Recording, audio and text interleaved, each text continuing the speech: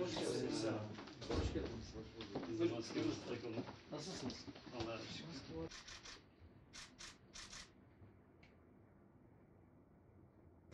Böyle küçük bir hediyemizle geldik. Hoş geldiniz. Teşekkür ediyorum. Sağ olun. Sarımsakızlı çoban armağan. Allah razı olsun. Teşekkür ederim. Buyurun. Anlamda desteklerinizi üzerimizde olmasını istiyoruz. Desteklerinizi bekliyoruz. Bizler de bu destek Biz Türkiye Aile Birliği olarak bir platform kurduk. 26 tane dernek ve STK birleştik. Çünkü öyle önemli bir konuda mücadele ediyoruz ki sürekli beka sorunu var deniyor. Hı. Evet, beka sorunu vardır ama Türkiye'nin beka sorunu ailedir. Çok Çünkü neden? Türkiye'de her türlü darbelere bir güce karşı şey yapabilirsiniz, mücadele edebilirsiniz. Ekonomiyle baş edebilirsiniz. İşte Gezi olaylarındaki gibi darbelerle devlet güçlüdür, baş edebilirsiniz. Ama aile böyle değildir. Aileyi siz yıktığınız zaman vatan yıkılır, vatan elden gider.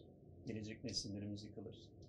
Biz de böyle bir onurlu mücadele yapıyoruz. Bundan insanlar bizi yıldırmanın peşine de gidiyorlar. Ama biz biliyoruz ki Türkiye kurtulacaksa bizlerin ve sizlerin buna verdiğiniz desteklerden dolayı kurtulacak. Müdafaanın sevdiğimiz noktası şudur. İstanbul İl Başkanı Erdal Bey sağ olsun her daim bizlerin yanında oldu. Her zaman bizlerle beraber hareket etti. Sonra İsa Bey de Allah ondan razı olsun. Bizim İstanbul basın açıklamasında her siyasi parti çağrıldığımız halde bir tek o geldi. Biz de onu onur etmek için basın açıklamasında ona da yer verdik, konuşturduk. Bu bizim için çok değerli. Müdafaada şu var, bir oyun, bir rant, böyle bir şey yok. Diyor ki bakıyor, yani siz genç evlilerle ilgili bir mücadeledesiniz. İşte nafaka ile ilgili, zaten dinimiz bununla ilgili bir şey vardır. 3 aydan fazlası haramdır. Siz bununla ilgili bir mücadele veriyorsunuz. Haklı bir mücadeleniz var. Çocuk ailesi bize göre de saçmalıktır, mal acısı değildir. Yani her şeyde ortak noktamız var müdafaada. Biz doğruları söylediğimiz için sizin de böyle bir desteğiniz var. Sizin desteğinizle de belli bir şekilde kamuoyu baskısı oluşturuyoruz. Allah razı olsun. Hem bunun teşekkürünü etmek için hem kendimizi ifade etmek için geldik. anlamda desteklerinizi üzerimizde olmasını istiyoruz. Desteklerinizi bekliyoruz. Bizler de bu destekle beraber siz Müdafaanın da hakkını yemeyelim. Onu da açık açık söyleyelim.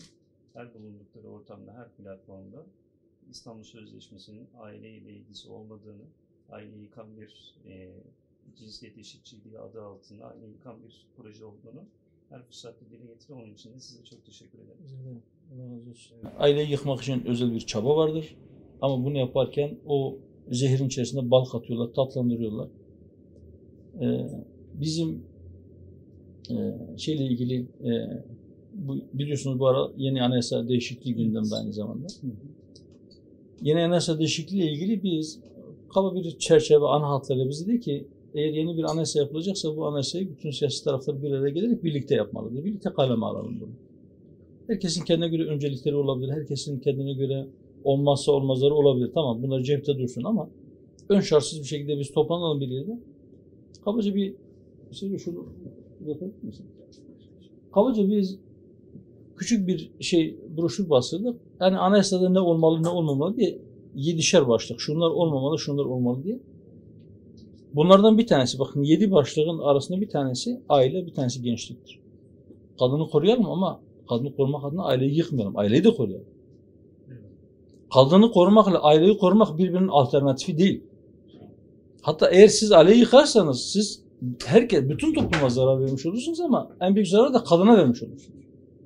Çünkü kadının kalesi de aynı zamanda aile. Erkeğin de kalesidir ama daha çok kadının kalesidir. İşte eşlerinden ayrı düşürülen genç yaşta evlenmiştir diye. Hatta ben bir televizyon programında söyledim. Bu kongremizde genel başkanımız da söyledi. Bir kişi eğer biyolojik olarak ve psikolojik olarak kendi evliliğe hazır hissediyorsa kimisi 14 yaşında hisseder, kimisi 18 yaşında, kimisi 20 yaşında da henüz hazır değildir. Yani bu basmakalı bir şey yapamazsınız bunu. Artık bir televizyon programında yine çok sert çıktım, dedim ki ya eğer Allah bir şey halal kılmışsa ya siz kimsiniz Allah'ın sözünün üzerine laf söyleyip onu haram kılıyorsunuz? Siz kendini ne zannediyorsunuz? Biraz vites büyüttü. Allah'tan korkun dedim ya. Allah zinayı yasaklamış, haram kılmış. Siz onun önünü açıyorsunuz. Evliliği, nikahı helal kılmış. Siz işte bir yaş sınırı koyup onu sanki genç yaşta birisi evlendi diye onu tecavüzcü olarak yaftalayıp cezaevine atıyorsunuz dedi. Bunun hesabını Allah veremezsiniz. Yapmayın. Bir de resmi nikah hakkını tanıyorsunuz devlet eliyle. O kişiyi Evet. tanıyorsunuz. Ondan sonra diyorsunuz ki tamam resmi nikah hakkı verdim ama sen yine de suç işledin. O resmi nikah ondan sonraki bir tarihte. Şimdi bizim şöyle bir teklifimiz oldu. Şimdi eskiden bizim hukuk fakültesinde öğrenci olduğumuz dönemde kızlar 15 yaşında, erkekler 17 yaşında evlenebiliyorlardı. Hatta evlendiklerinde buna kazayı rüşt diyorlardı. Şimdi reşit olma yaşı 18 ya. Kanuni rüşt. Eğer siz bu yaşta evlenseniz otomatik olarak reşit sayılıyorsunuz. Hatta kanunda şöyle bir şey daha vardı. Eğer kız 14 yaşını ikmal etmişse, erkek de 15 yaşını ikmal etmişse mahkeme müracaat etseler mahkeme de onların evlenmesine izin verebilir. Mahkeme bakıyor, evet yani bunlar psikolojik olarak, biyolojik olarak evlenme çağında, evet yaşları öyle ama yani bedensel gelişimleri tamamlanmış, psikolojik olarak da evliliği kaldırabilecek durumdalar. Tamam ben size izin verdim, evlenebiliyorsunuz diyor. Kız 15, erkek 17 yaşını tamamladığında anne babaların izniyle, kız 14, erkek 15 yaşını tamamlamışsa hakim izniyle evlenebiliyordu. Biz diyoruz ki buyurun onu geri getirin. Çok değil yani, bundan 30 sene önce böyleydi. Ne değişti? İşte önce insan, öncelik adalet. Adalet her şeyi yerli yerine koymadır. Herkese hakkını teslim etmedir. Hiç kimse haksızlık yapmamaktır. Allah'ın izniyle biz kimseye bilerek haksızlık yapmayacağız. Rabbim bizi zulmetmekten, zulme uğramaktan muhafaza buyursun. Bütün milletimizi.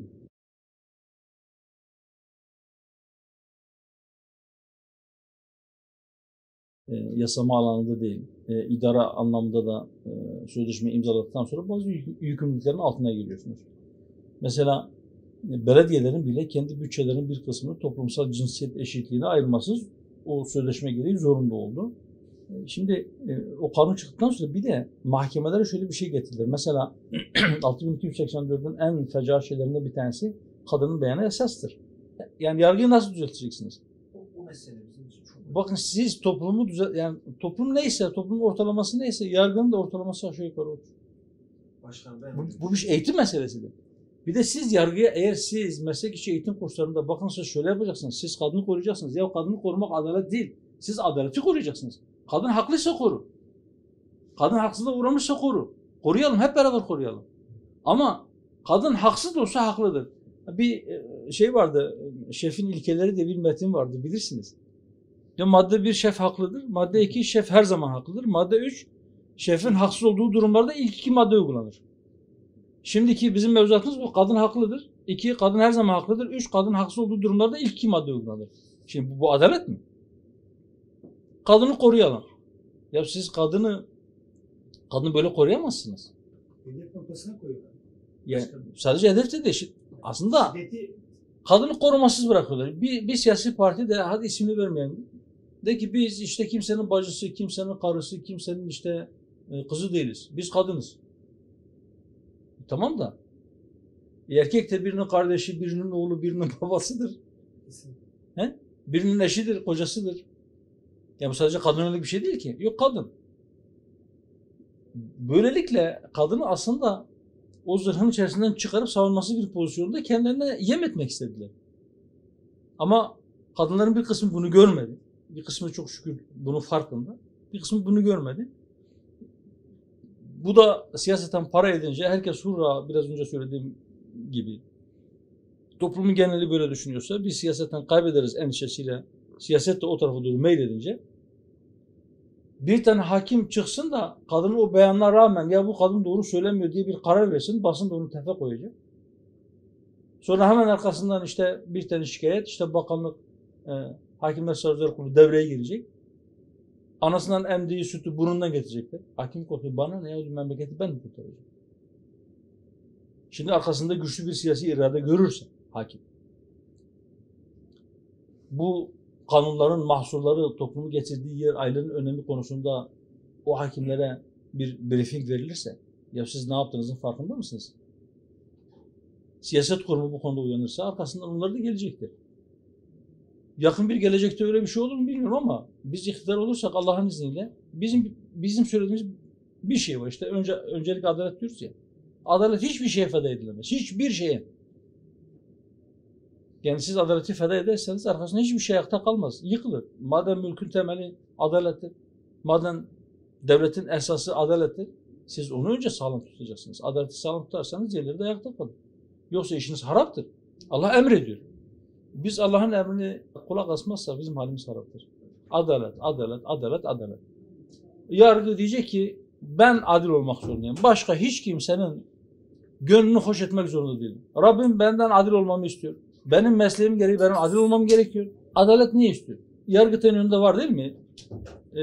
Temis'in heykeli. Yunanlıların adalet tanrıçası. Gözünde bandaj var. Bir elinde terazi, bir elinde kılıç. Terazi eğridir şu anda. Şu anda dedim yani bu 100 yıldan fazladır terazi eğridir. Doğru tartmıyor. Bu kesin. Bazen bu tarafa meylediyor, bazen öbür tarafa meylediyor. Ama doğru tartmıyor. Doğru tartması istisnadır. O yazı tura misalinde sizin söylediğiniz gibi. Niye? Bazen işte cinsiyetine göre diyor ki ben taraf tutmak zorundayım. Hayır kardeşim. Sen hiçbir şekilde taraf tutmayacaksın. Bazen milliyetine göre diyor ki ben taraf tutmak zorundayım. Hayır kardeşim. Bir tane Yunanlı, bir tane Ermeni, bir tane Rus, bir tane İngiliz, bir tane Yahudi gelip burada davalı veya davacı olursa sen ona da adil olmak zorundasın. Bakın biraz önce o söylediğim şeylerde bunun istisnası yoktur. Adalet emrinin istisnası yoktur. Siz herkese karşı adil olmak zorundasınız. Bu benim düşmanımdır. Bana haksızlık etmiştir. Ben ona haksızlık edebilirim. Ben ona karşı adil olmak zorunda değilim diyemezsiniz. Öyle bir lüksünüz yok. Bu emir kesindir. Siz herkese adil olacaksınız. Şimdi bu aileyle ilgili konularda kısa bir süre evli kaldı. 6 ay. Sonra boşandı. Sen ömür boyu nafaka vereceksin. Allah Allah. Niye? Kadını koruduklarını söylüyorlar. Yani bu kadını koruyor mu?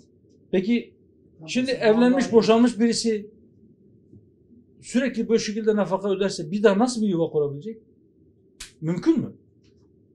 Peki o nafakası sürekli olan bir kadın daha sonra gelecek bir evlilik teklifini kabul etme konusunda biraz daha isteksiz davranmayacak mı?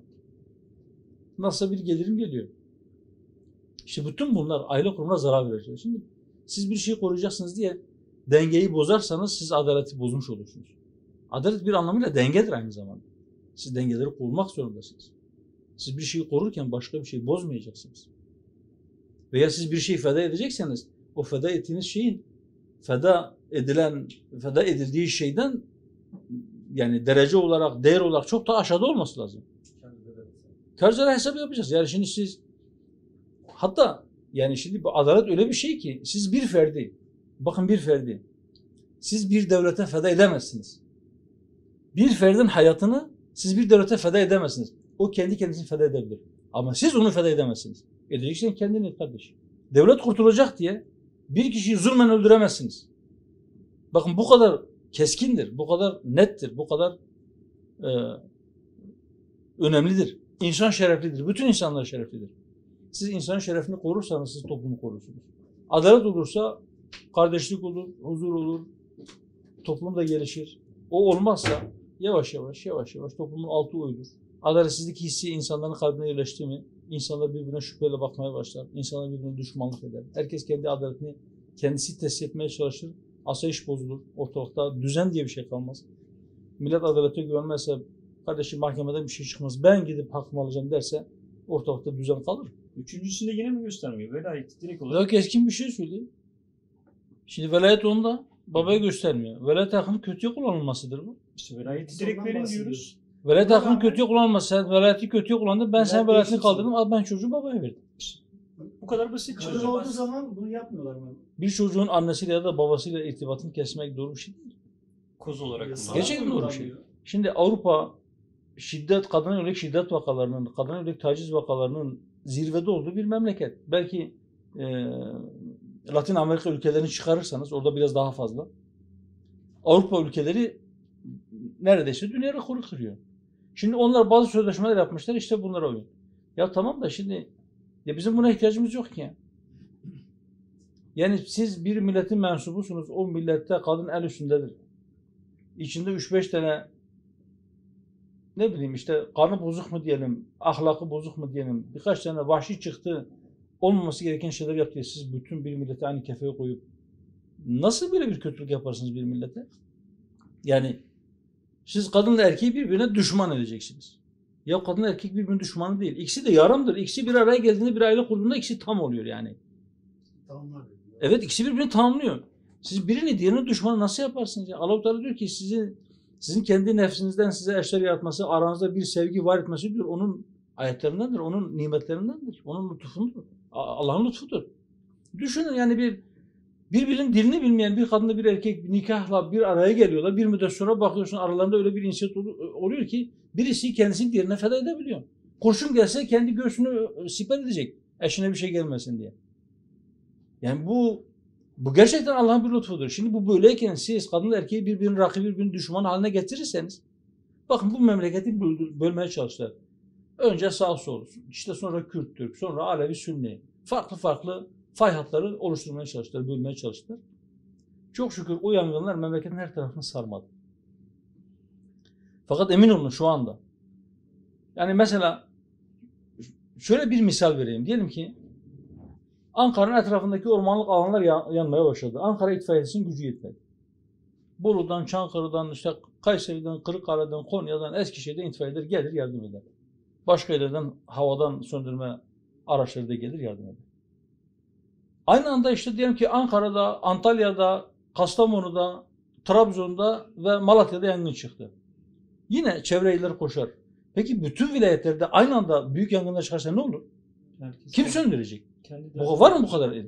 Şimdi bakın eğer kadınla erkek birbirine düşman hale getirilirse aynı bunun gibi bir durumla karşı karşıya. Yani yangın her eve girerse ya da Allah korusun şimdi Ankara'nın her mahallesinde yangın olursa Ankara itfaiyesi yetişebilir mi? Peki her mahalledeki evlerin %10'unda yangın çıkarsa şu anda aile o durumda 10 aileden bir tanesinde yangın var. Belki daha fazla. Yani kadınla erkeğin birbirine düşman nazarıyla baktığı işlerden bahsediyorum. Bazıları usulca yürüyemiyorsak tamam biz ayrılalım. Bu olabilecek bir şeydir. Siz bunu sıfırlayamazsınız. Ama ben yani şimdi bu kadar yangın çıkarsa kim söndürecek bunu? Adam da bunu yapmaya çalışıyor. Allah için bunu görmek için bu konu uzman olmaya gerek yok ki. Kör olmamak yeter yani. İnsanların gözü varsa bunu görür. Türkiye'de getirilen bir ara işte güya çok merhametli bir şey değil. Süt bankası. İşte anne sütü olmayan çocuklara işte bir süt bankası kurumlar. Ya tamam da sen kimin sütünü kime verdin? Sen bunu takip edebilecek misin? Bir süt kardeşi diye bir şey var bizim inancımızda. Sen bunu neye göre yapıyorsun? Bir kadının sütüyle bir bebek beslenirse o kadın onun annesi olur. Ve o kadının bütün çocukları da onun kardeşi olur. Şimdi siz bunu takip etmezseniz ne olur? Nesil birbirine karışır. Ya Allah muhafaza. Yani siz hiç mi düşünemiyorsunuz bunu? Çok masum bir proje işte. Ama işte şefkat ya bebekler sütsüz kalmasın. Allah Allah. İnsan biraz düşünür. Çocuklarımız var zaten. Aynı şekilde benim de yani ben de çocuklarım da vardır. Hani yanlış anlamayın 8 senedir herkes artık derdimizi anlattığımız için üst merciler olsun, işte belediye başkanları olsun herkes yardımcı olmaya çalışıyor ama artık hani anlata herkes tamam diyor. Yardımcı olacağız. İşte bu yargı paketinde çıkacak. Ben 15 yıllık evliyim. Evliliğimin yani düğünüme de zaten kaymakam, bizim orası küçük bir yer, evet. Kaymakam falan geldi. Aldı güldü gelin olundu. Hani resmi nikahım da oldu. Madem böyle bir şey... Resmi nikah o dönemde olmamıştır ama. Yani düğünde olmamıştır, sonra olmuştur muhtemelen. Yok, düğünümde oldu resmi nikah. Yalnız kaçınca ailem şikayetçi oldu. Sonra şikayeti aldı, hani küçük yer ya, evet. Kaçmış diye. Daha sonra... O zaman siz 15'i bitirmiş miydiniz? Kaç yaşındaydınız o zaman? 15'i bitirdim tabii. 17'ye 20 gün, 18'e 20 gün falan vardı. Kamu davasına dönüştü ama bizim bundan haberimiz yoktu. Düğünümüz oldu. Hani köylü, şehirden kaymakam falan geldi. Kayınpederim tanınmış birisiydi, muhtardı. Hı. Güzelce düğünümüz falan oldu. İşte büyük kızım 7 yaşındaydı. Yasa geldi, yani ceza geldi. İşte eşime 18 yıl 6 ay verildi. Şu anda da hala devam ediyor. 8. senesi. Bunun bir tane çözümü vardır. O kanunlar değişecek. Kanunlar değişmeden yapılabilecek bir şey yok. Biz bir siyasi parti olarak yapabileceğimiz şey, diğer siyasi partiler, özellikle mecliste bulunan siyasi partiler bu konuda baskı yapmak. dikkatlerini bu noktaya çekmek ve biz de yani siyaset sahnesine çıktığımız günden beri bunu yapmaya çalışıyoruz. Yani. Bunu yapıyoruz. İnşallah bundan sonra da biz yapmaya devam edeceğiz. Yani iktidar birkaç kez bu konuda o çocukların ben bağımı istiyorum diye seslenen çocukların sesini duyunca biz sizin sorunlarınızı çözeceğiz demesine rağmen bu konuda bir adım atlamadı. Birkaç kez bu konuda adım atmak için hazırlık yapıldı, onu biliyorum. 2016'da yapıldı başkanım. Adalet Bakanı'yla biz görüştük, Sayın Cumhurbaşkanı'yla görüştük. Dediler ki bizim hazırlığımız var, biz yapacağız. Dedi ki biz de varsa bir katkımız biz sunalım. Katkı sunmaya hazırız. Yok dediler, gerek yok, ihtiyacımız yok. İnşallah biz bu sorunu çözeceğiz. Biz bir kanun sevk edeceğiz. Daha kanun hazırlık aşamasındayken bazı partiler yaygarayı kopardılar. Bunlar işte çocuk tacizcilerini serbest bırakacaklar diye, yoksa infaz düzenlemesinde bunu da düşünüyorlardı. Geri adım attılar. Biz dedik ya insanlardan korkmayın, Allah'tan korkun ya. Bu bir zulüm mü? Evet zulüm. Allah zulmedeni sevmez. Allah zulmü sevmez. Bakın bunun hesabı sorulursa sizin bunun altından kalkamayacağınızı bilmeniz lazım. Yaygarayı duyunca geri adım attılar maalesef. İşte çalışmıyorum. Çocuğuma mı bakayım? Evime mi bakayım? Kocamı mı besleyeyim? Yoksa yuvamın yıkıldığına mı üzüleyim? Hani aile bütünlüğü diye hiçbir şey kalmadı. Sonra bekliyorlar ki, yani hani herkes bekliyor ki o benden, eşimden olan çocukların namuslu, düzgün, topluma faydalı bir insan olması. Baba yok. Hani terbiye alacağı, örnek alacağı bir, hani eskiden öyledir. Atadır yani. Babadan ne görürse çocuk onu yapar. Baba yok. Ana desen zaten yarım gün orada. Milletin temizliğine çocuklarla gidiyor. Yani mağduriyetin haddi hesabı yok başkanım. Bakın bir hadis-i şerifte Resulullah Aleyhisselatü Vesselam Efendimiz çok kısa, bunu belki herkes bilir. Fakat maalesef anlam olarak yeterince anlaşılmış bir hadis değil. Der ki, "Ed-dinu nasihat." Din nasihattir. Bakın iki kelime. Din nasihattir. Herkes bunu nasihatı şöyle anlar. Hani işte din bir insanın birbirini nasihat etmesidir. Ya bu değil. Din samimiyettir, samimiyet. Nasihat demek samimiyet demek. Nasuh tövbe ne demek? Samimi tövbe. İşte din samimiyettir. Yani kime karşı samimiyet? Kendine karşı samimiyet, ailene karşı samimiyet, topluma karşı samimiyet, Allah'a karşı samimiyet. Samimiyet olmayınca, daha doğrusu dinden uzaklaşınca samimiyetimiz bozuldu. Samimiyet bozulunca biz de nabza göre şerbet vermeye başladık. Allah muhafaza. Ondan sonra toplumun birbirine olan güveni yıkıldı. Toplumun birbirine olan güveni yıkılınca herkes işte kestirmeden kendi heybesini doldurmaya ya da işte ne bileyim birkaç basamak daha yukarıya tırmanmaya odaklandı. Bizim gayemiz sadece dünya oldu, ahireti unuttuk biz. Allah'a vereceğimiz hesabı unuttuk. Böyle olunca da biz bu tarafa doğru sürüklendik. Bizim bir tane çaremiz var. Biz haddimizi bileceğiz. Allah-u Teala bizim için sınırlar koymuş. Biz o sınırların içerisinde kaldığımızda biz düze çıkacağız. Çıkmazsa biz tepe üstü yuvarlanmaya devam edeceğiz. Ama yine şairin dediği gibi yükseldik zannedeceğiz alçaldıkça tabana. Tabana doğru alçaldıkça zannediyoruz ki yükseliyoruz. Öyle zannedeceğiz. Niye? Çünkü ölçü bozulmuş. Ölçü bozuksa siz eğri cetvelle düz bir çizgi çizemezsiniz. Allah sonumuzu hayırlesin. Evet. İnşallah dediğim gibi bu sorunlarınızın farkındayız. Evet siz içindesiniz, bizzat yaşıyorsunuz. Rabbim başkalarına yaşatmasın. Evet. Gerçekten bu bir zulümdür.